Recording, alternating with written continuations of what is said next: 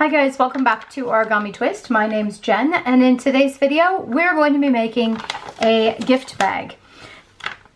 Now this is a store-made gift bag, but it is a similar shape to what you're going to be creating. And if you don't have the time or the inclination to get to the store between now and when you need to give the gift, then this is the video for you, because we're going to use common household materials to make this bag.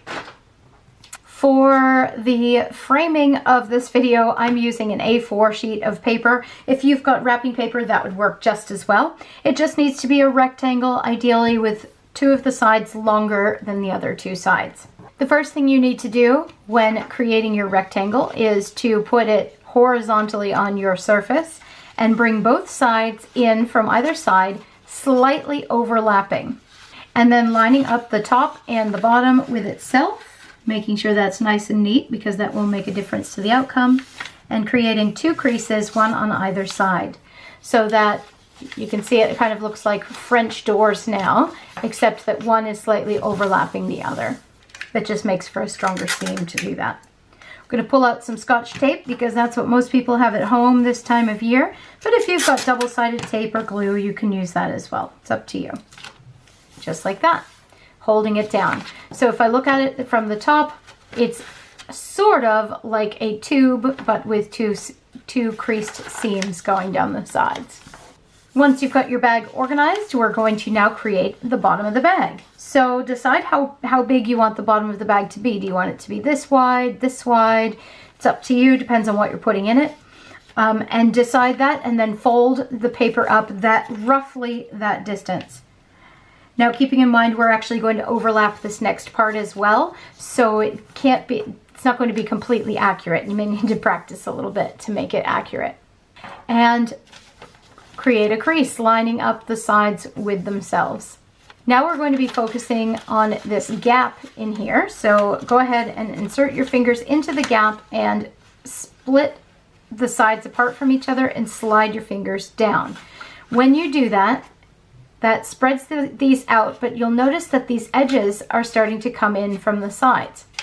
If you take the crease that's been made before, line that up with that line or crease that's in the middle there, making sure it's nice and neat, and press it down just the way it's sort of wanting to go.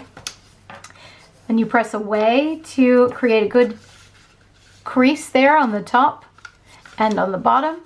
And do the same thing on this side, lining up that center crease with that bottom. We are now halfway to creating the bottom of the bag. So you can see you've got your top edge and your bottom edge, and if you did this, you can sort of see how it's starting to look like a bag. We're now going to take the bottom edge and bring it up, but bring it slightly over that center part. And once again, that's for sturdiness.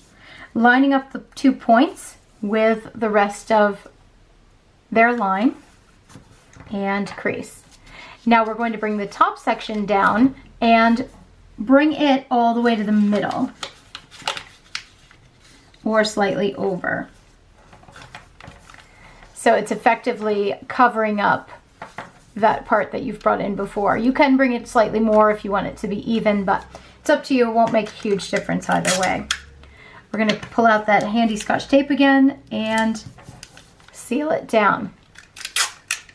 And if you want to, you can put a bit more in or some glue. You can put a bit more in or some glue to get it nice and sealed. Again, depends on what sort of resources you have available. That's all there is to it. Now that that's taped and your edges are taped, you can actually stick your hand in there and bring it up to create a bag.